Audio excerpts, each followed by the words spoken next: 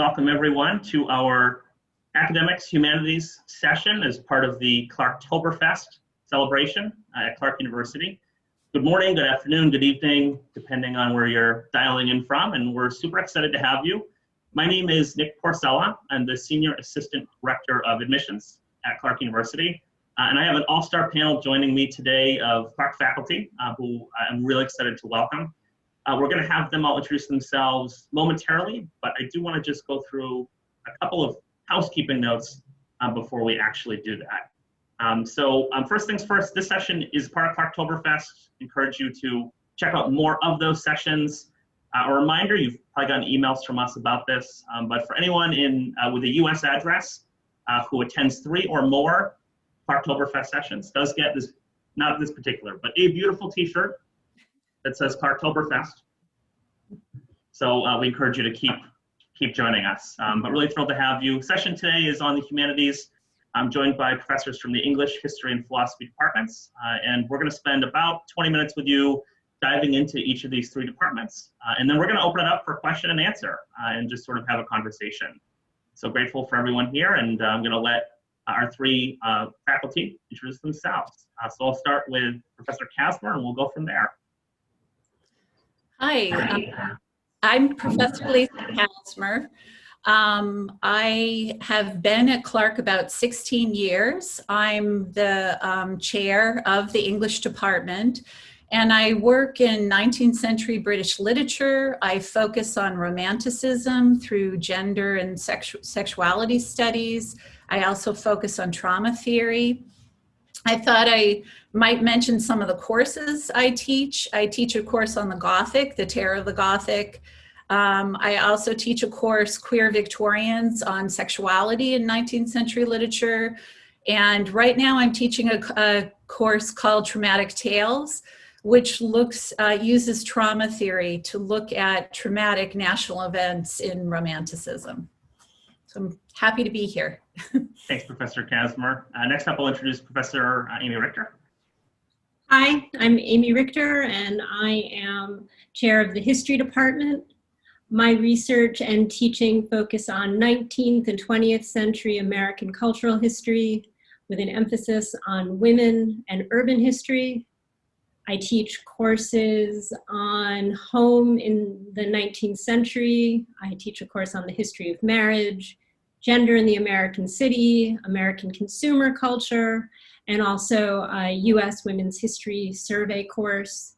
This semester I'm teaching the History Methods course, and next semester I'll be teaching a new course on the history of travel. And I too am happy to be here this afternoon. Thank you. And Professor Sharma. Hi everyone, I'm Ravi Sharma, and I teach in the philosophy department. My own work is in the history of philosophy mainly.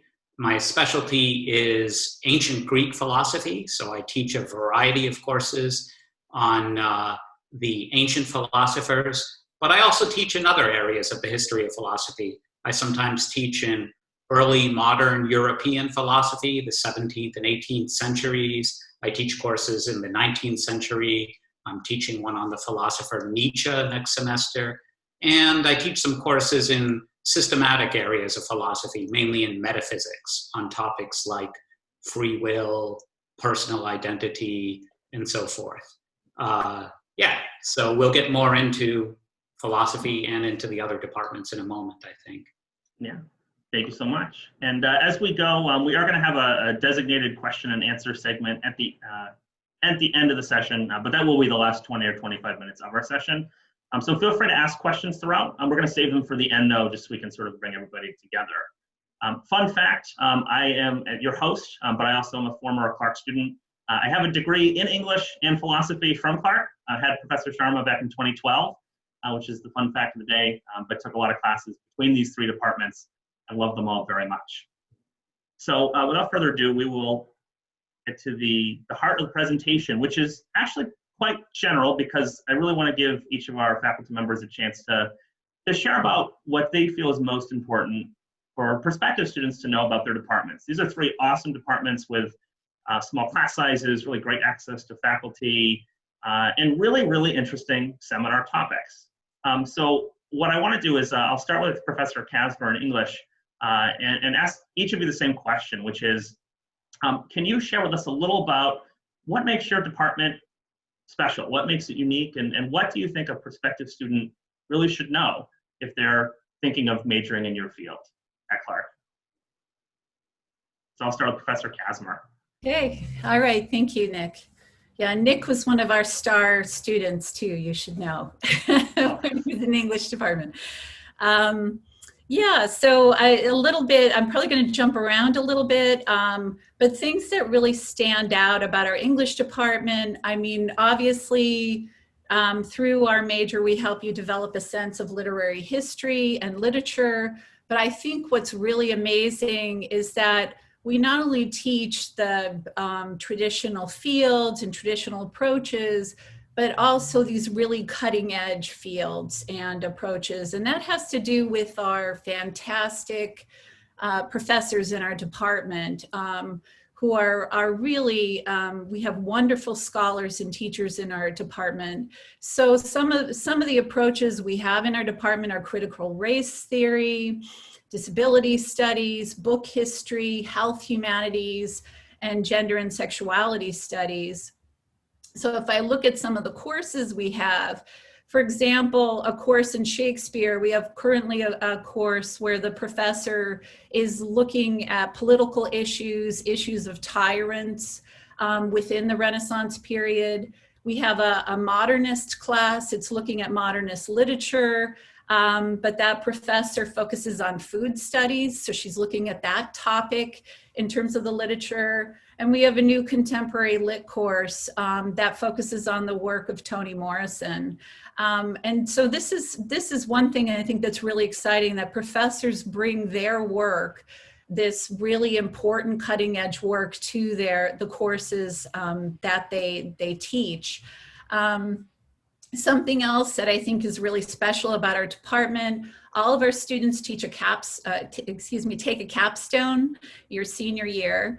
And this is an independent research project that allows you to bring all of your skills that you've learned throughout your studies into this one larger project. Most of the projects tend to be interdisciplinary, so we encourage students to bring their other majors and minors into this project.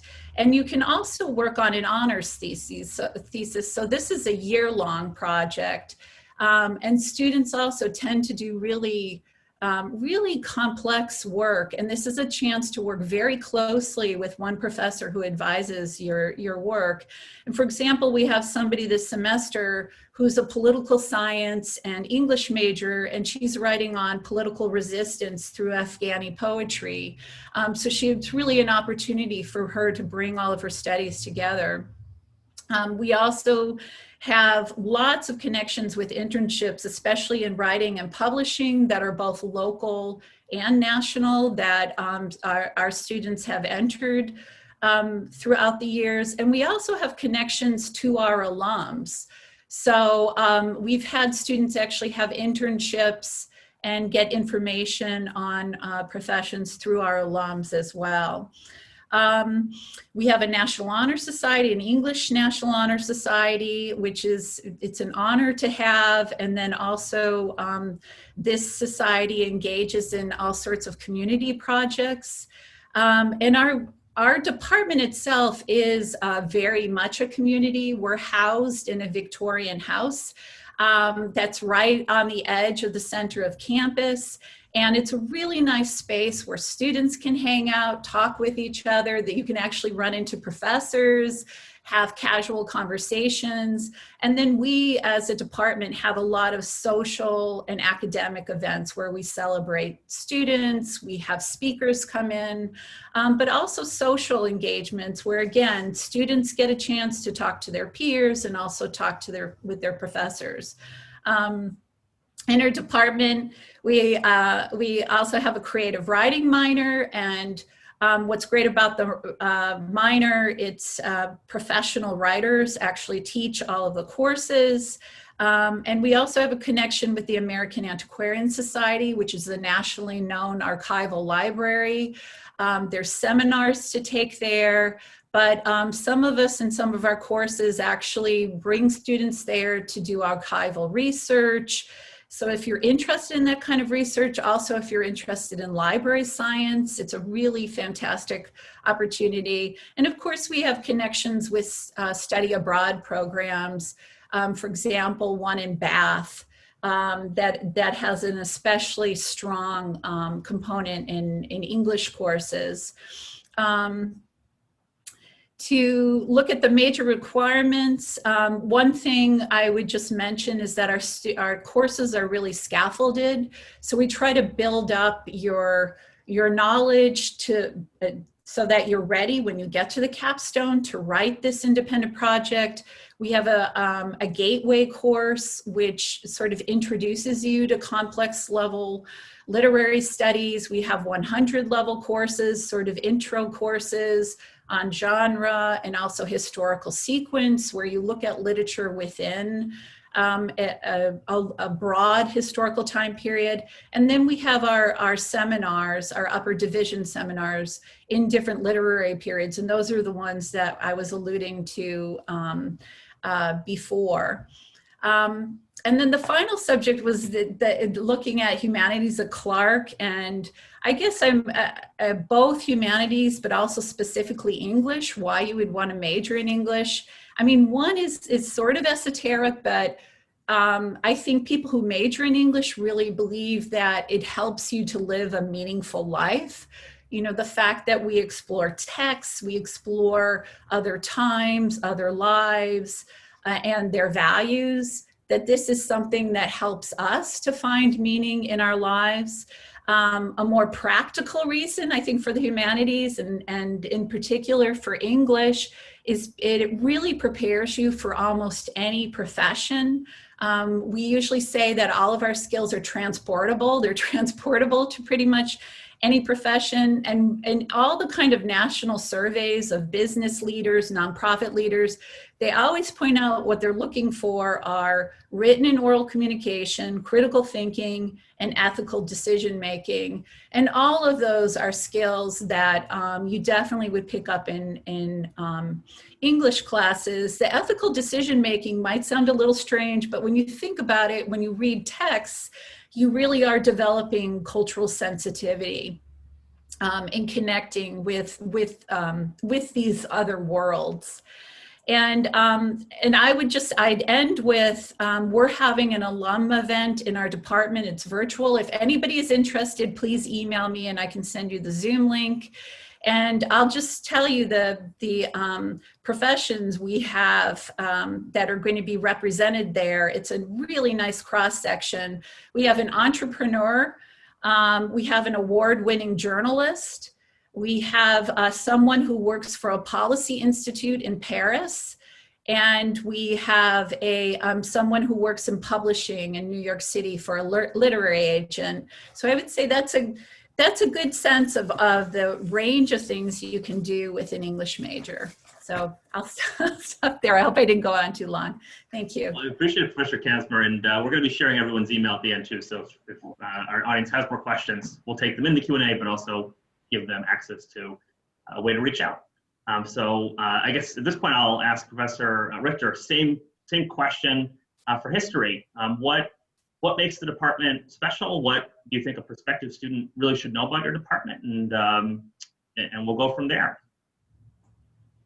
I feel like the best advice I can give you all is if you have the opportunity to be on a panel like this, you should always go first. Because Professor Kasmer had a lot of the juicy stuff, and a lot of what she said is true of the history department, and I suspect is true of the philosophy department.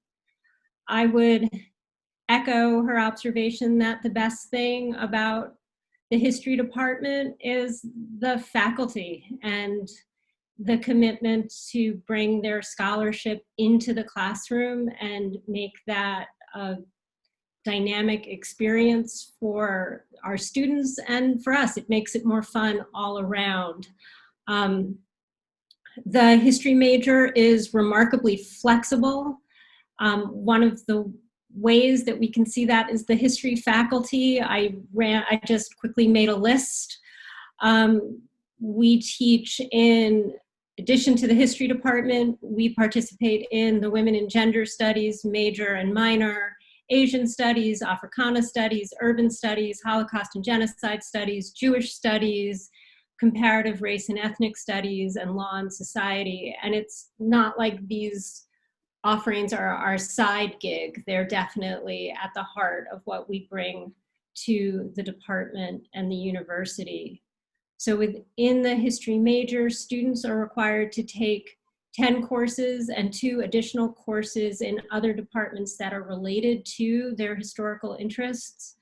All majors are required to take our methods course, usually as sophomores, and I am teaching that course right now. This is the only specifically required course within the major.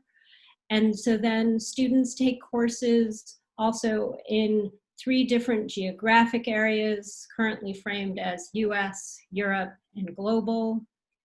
And in addition, students have to take at least 1 course that focuses on history prior to 1800. But that creates lots of space. The heart of the major is students are required, encouraged to develop their own specialization of 5 courses, and the specialization can be geographic, or it could be thematic. So for example, students within the history major might specialize in comparative colonialism, or the history of women and gender, or literature and history, or history of war and violence, or whatever you come up with. And we are happy to work with students to develop themes that can be supported within the department. Also, as in English, all history majors take a capstone. They can do that either in a seminar or as an honors thesis, where again, the goal of both is to do independent research of your own design. Our honors program is pretty lively, and any student who wants to enroll in the accelerated degree program in history is required to do an honors thesis. On the subject of the accelerated degree program, many of our history majors do stick around for the master's in history. We also send many students, some of our very best history majors, to the accelerated master's in teaching program, which is a wonderful opportunity for our students. Our majors have gone on to doctoral programs, to law school. Many work in museums or archives or art organizations or in publishing. We are mindful that history is sometimes a hard sell to folks who are concerned about the what are you going to do with that question, which Professor Kasmer also addressed. This is a humanist's burden and opportunity, I would argue. We are mindful of that, so to help build connections and to help answer that question, we offer courses in public history, including a course that we offer at Old Sturbridge Village. The history faculty, like Professor Kasmer and her colleagues in English, we bring our students to the American Antiquarian Society whenever we can. Our majors have done summer projects as Steinbrecher and LEAP Fellows. Last summer, the department, we started a small program to support majors who want to do unpaid or low-paid summer internships related to history. That said, there is no single direction our majors take. I have had majors who studied the history of women's health and then ended up in medical programs without having been pre-med in college. Again, I think that this speaks to the flexibility of the way that the humanities can launch you. In terms of the humanities more broadly at Clark, I would say one of the things beyond, again, echoing what Professor Kasmer has already said, I think one of the things that's wonderful about being in the humanities at Clark is that you truly feel like you are in the humanities at Clark, not a single department. the humanities faculty and students are pretty well networked. Professors Kasmer and Sharma are part of a group of faculty that study the early modern period, and they have a cute name. They are called EMU, for Early Modernists Unite. I know what a lot of my colleagues study in other departments. I know with whom I share students in other departments. And so it creates an opportunity to feel like you have a home in a department, but also that you can stretch and be part of broader conversations across departments. And I will stop there so that Professor Sharma can have his turn. Thank you, Professor Richter. And yeah, I'll turn it over to Professor Sharma. Same question for now is, what should students really know about the philosophy department at Clark? What makes it stand out? So the only thing worse than going second is going third. I agree with a lot of what my colleagues have said. Maybe I'll approach the matter this way. Here are a couple of things about the philosophy program at Clark that would have attracted me as a student, as a college student. First of all, philosophy is one of the smaller departments on campus.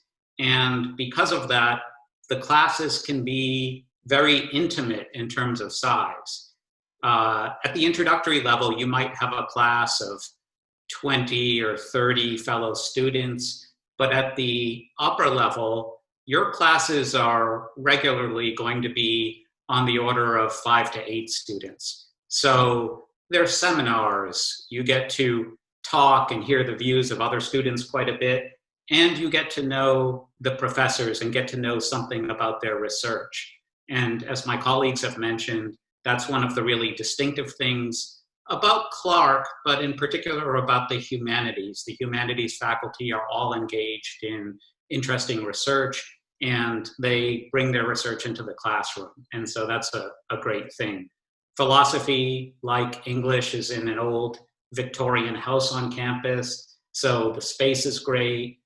It's a nice community. We like to have our majors as much as possible hang around in the house. We're developing a student lounge in the house. And so what I really like about the major is that sense of community. The other thing that I would say about it is that there are lots of connections to other departments in philosophy. When I got into philosophy as an undergraduate, I was originally a physical chemistry student. I had a fellowship to study chemistry. I had a job offer lined up after college, and being somewhat rebellious, I threw that all aside and I became a philosophy major. But I first got interested in philosophy of science. That's what led me into philosophy. And then I ended up working ultimately on ancient Greek philosophy. That's something that I really like about the subject. If you're someone with interests in a number of different areas, there are connections to those areas in all likelihood in philosophy. There are also many paths into the major. The major requirements are fairly loosely organized. You take a few classes in the history of philosophy, and a few classes in more systematic areas in philosophy, but you can take them in any order and you have a lot of options. So there's a lot of room to design your own program. All of our majors are either double majors or they have a minor or a concentration in another department. And so that's also a great thing about philosophy. We have lots of explicitly interdisciplinary courses. We have an interdisciplinary course with the English department called The Educated Robot, which is about science fiction as it relates to the theory of knowledge and to ethical concerns. We have a course on the ethics and aesthetics of the sublime, about the concept of the sublime in European thought that's co-taught between philosophy and music. And we have several other courses along those same lines. Philosophy also participates in a few of the programs on campus. I myself, working in ancient thought and part of the ancient civilization program, we have a number of students participating in the ethics and public policy program and the law and society program. So there are those kinds of opportunities. And that's something that I would have looked for when I was a college student. Apart from that, I'll just say that I think there's as I said, a great community in the philosophy major. It's a fascinating field intellectually. I'm really glad that I studied it. Most of our students, as my colleagues have mentioned, don't go on to specifically academic careers, though philosophy majors do quite well in a number of professional careers in law, in tech-related fields, in finance, just to name a few, and they actually tend to be high earners 10 or 15 years out of college because they have a good combination of analytical skills, logical and argumentative skills, and then writing skills as well. So it's a fun major. Part of what makes it strong is just the strength of the humanities in general at Clark. So I think this is why you're hearing us all hit some of the same themes, because all of our departments are nicely integrated at the university. Okay, thank you. Yeah, no, thank you. Thanks, Professor Sharma. And those are all fantastic summaries, and I think really speak well to my experience too as a student years ago. There's a ton of community, and it's a really, really great.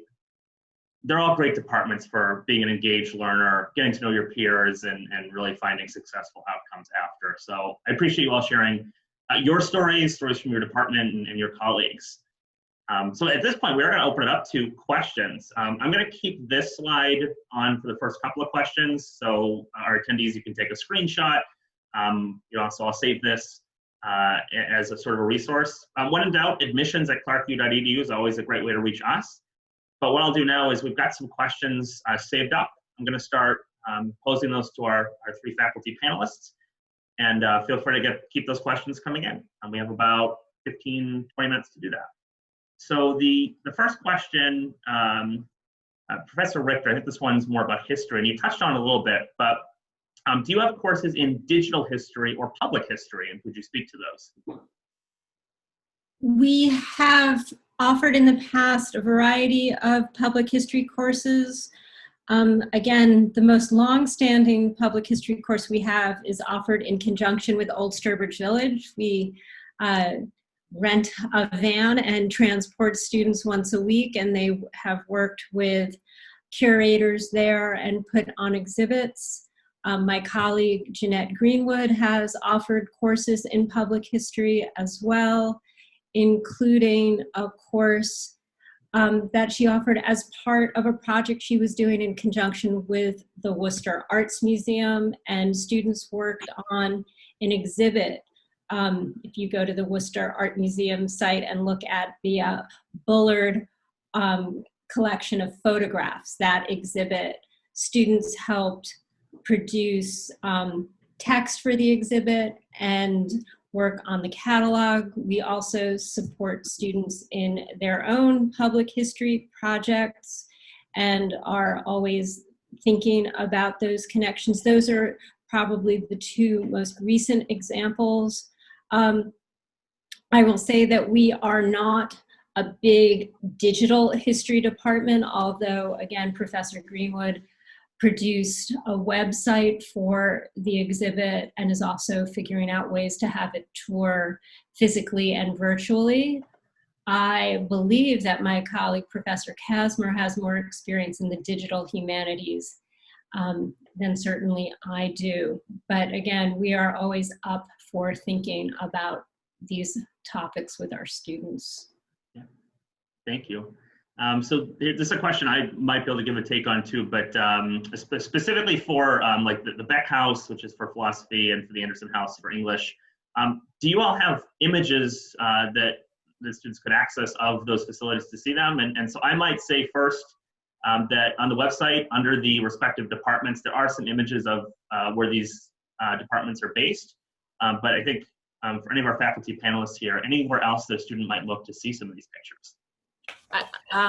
I can just show you, this is This is a bookmark that we give to students with our events for the year, and you can actually see a picture of the Anderson House on the front of it. I don't know. Yeah, I recommend hopping onto the website or looking for the back of the Anderson House. But yeah.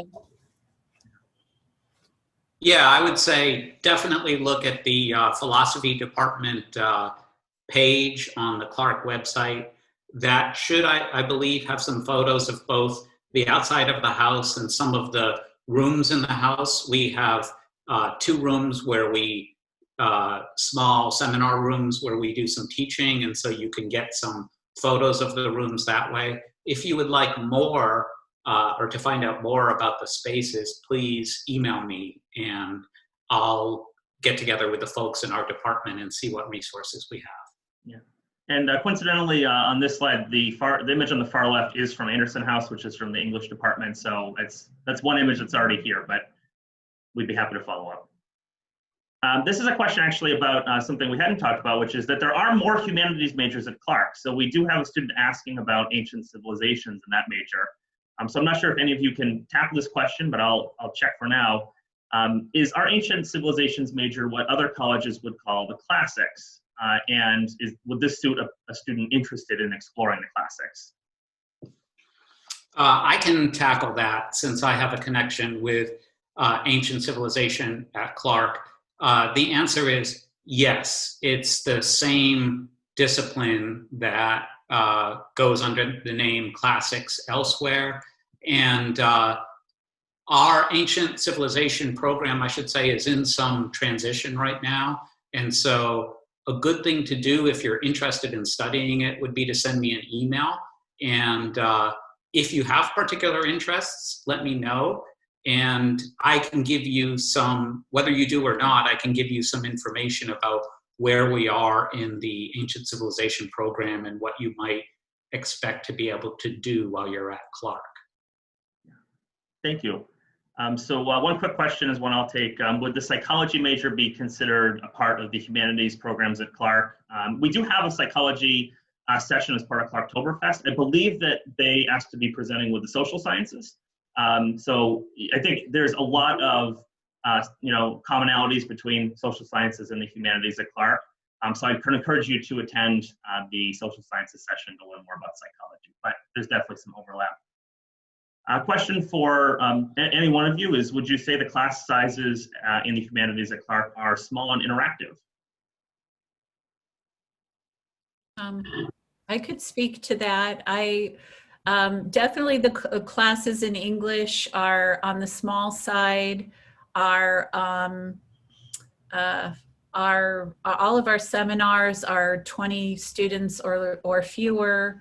The 100 level classes, some of them, they might get up to 30, some of the historical sequence classes, but definitely our seminars are all based on discussion.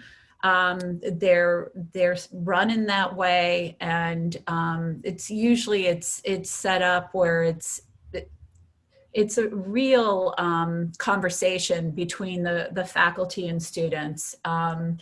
With the 100 level classes, it depends, but usually there is quite a lot of discussion in those classes as well. Yeah, I can say something similar for philosophy. At the upper level, our courses are, I think, typically on the order of 5 to 10 students, no more than 15 in our seminars. At the introductory level, they're between 15 and 30, with most of the courses, I think, being either about 20 or about 30 students in them. But the bulk of the courses that you would take as a major in philosophy are small seminar type courses. History looks very similar. Our intro courses are usually capped at 50.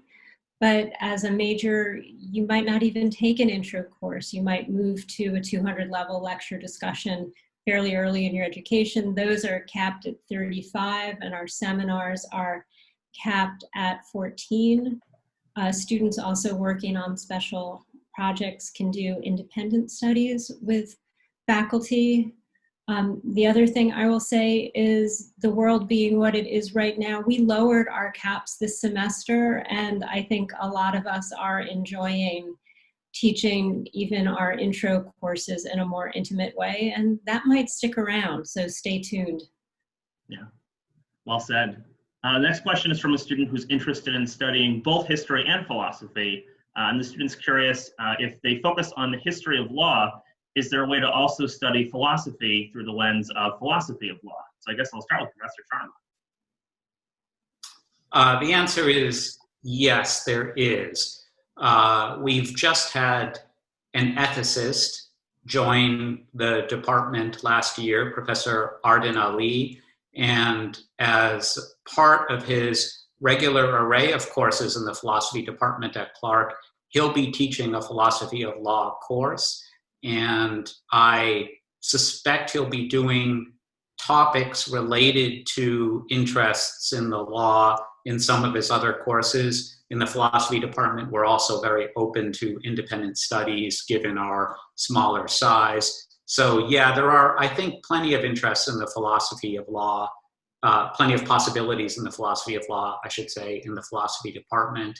And there is a law and society concentration at Clark. So that's something to keep in mind and explore. Thank you.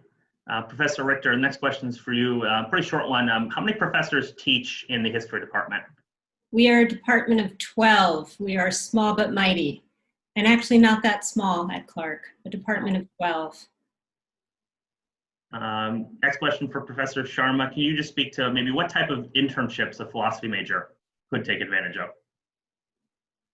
That's a good question, and I don't have information on that right now. Our department chair, I think, would be able to speak to that more directly. We've had summer internships in the philosophy department that a number of our students have pursued. I don't know to what extent these are available in the very near future, given the adjustments that all universities have made in the pandemic. But again, if you want to send me an email, I'd be happy to refer the inquiry to our chair, and he could address that directly. Thank you. This question, I'm not sure who might be best suited for it, but student has a strong interest in actually our GIS program. Can anyone speak to, do the humanities students do projects where they learn to use GIS, Geographic Information System software as well? I can speak to that a little bit, just because I also participate in the Urban Studies program. And so there's considerable overlap there. GIS lives in geography and also IDCE at Clark, but I've definitely worked with students who share an interest. I'm a historian who's interested in the significance of space and place. And so again, students are welcome to, again, develop that skill set and then bring it into their work in other disciplines. Yeah, thank you. I think this is a quick question for, I can ask everybody is, do you have teacher's assistants and how many of them are teaching your courses? I can speak to, in English, we do have TAs from our master's program, but TAs do not teach in our major. They basically, they hold office hours, they help students, but they just really work together with the professor. They don't teach.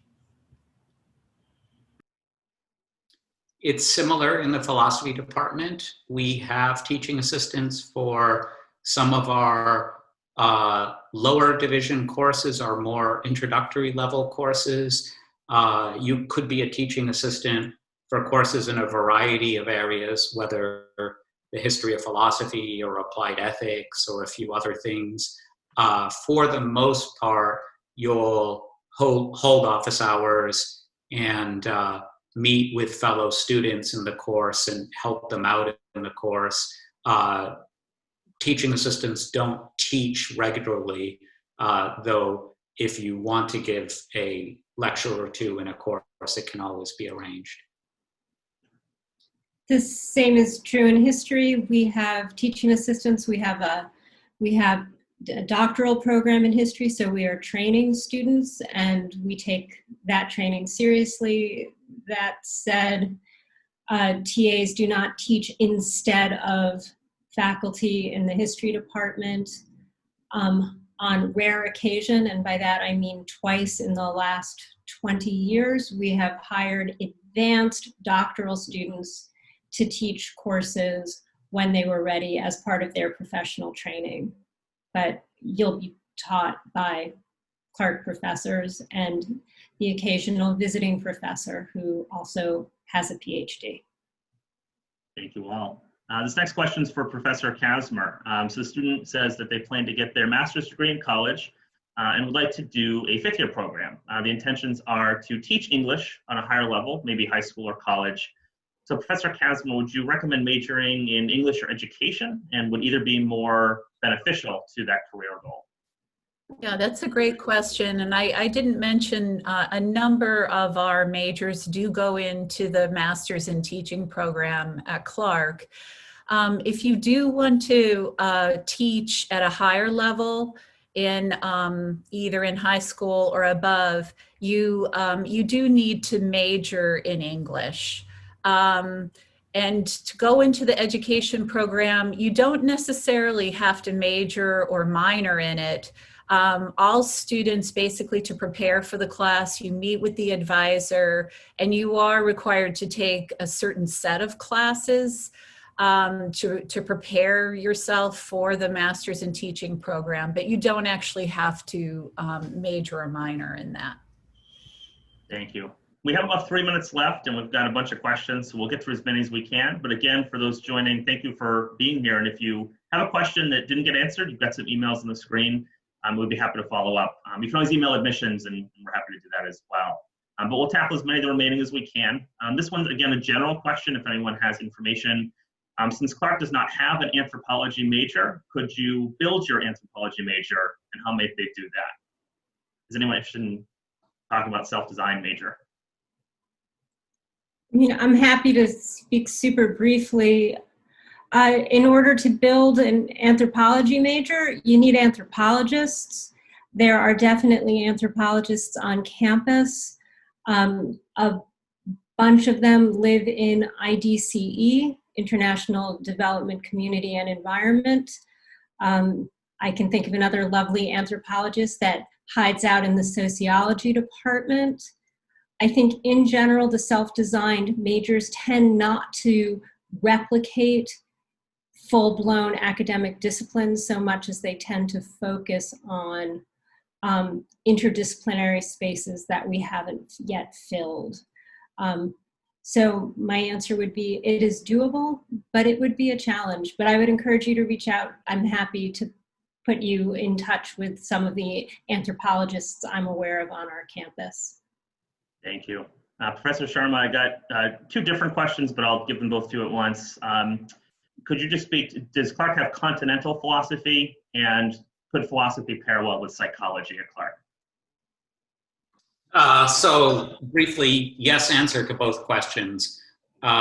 We have one person who I would say works mainly in continental philosophy, though several of us teach figures and topics relevant to continental philosophy. I mentioned, for instance, that I'm doing a course on the philosopher Nietzsche in the spring, big figure for the continental tradition. So we combine all different approaches in philosophy in the philosophy department. And yes, we have a number of students who are studying both philosophy and psychology. That's one of the most popular double majors, in fact, for students in our department. Thank you. And we've got one question left. We're going to try and tackle, it's the biggest one. So if you can tackle it in 15 to 20 seconds. The question is, are there research opportunities in your departments? And so maybe a better way to answer this is, if there are, could you just name maybe one recent research project that you know of, either that you worked with or no student took part in? So maybe that helps boil a big question into a smaller part. But would anyone like to begin with that one? We are in the process of building this up in the philosophy department, I'll say. Our recently hired colleague, Arden Ali, this is one of his main areas of interest and one of the things that made him a really good fit for our department. So this is something that we'll be working on going forward, though traditionally the philosophy department has not had many of these opportunities. I can speak to it in the English department. As I mentioned, all students read a capstone, but we also have an honors program. And one of our honors theses that I advised, this was a number of years ago. I'm thinking of her though, because she's one of the alums that's going to be coming back in a couple of weeks to talk about her career. And she was a double psychology and English major, and she actually had a Steinbrecher award to return to Sri Lanka and carry out interviews. That was part of her psychology project with people who had undergone political violence. And then for her English honors project, she brought that together. She worked with me looking at trauma theory and literature on political violence, and sort of brought those interviews into that. So there's all sorts of ways of, within the English department, there's opportunities for research, but there's also connections you can make at the university for funding to really enhance those opportunities. The history department looks similar to English. All students are required to do their own research in some form at several points across the major. Also, as I mentioned, there are opportunities to do research sometimes in conjunction with a faculty member, if that was the question. So again, my colleague, Professor Greenwood, involved students in a exhibit that she was doing, and that entailed their doing independent research that resulted in content that was then part of the exhibit. Also, we have a colleague in art history, Christina Wilson, who has done several projects like this. I believe also in art history, John Garton has as well, where students and faculty research together to produce an end product. So both collaborative research and independent research in the humanities. Thank you all, and that actually wraps us up for today. But I want to thank all our attendees for joining, and just give the final reminder that if you joined 3 of these sessions this month, a t-shirt awaits. Special thank you to Professors Kasmer, Richter, and Sharma for joining us today. I really appreciate you all taking some time out of your days to do that. I know it's a busy semester, but we're really, really grateful for everyone here, our attendees, our panelists. And if you have any further questions, reach out to us at admissions@clarku.edu. Thank you all for being here. Have a great rest of the day. Thank you.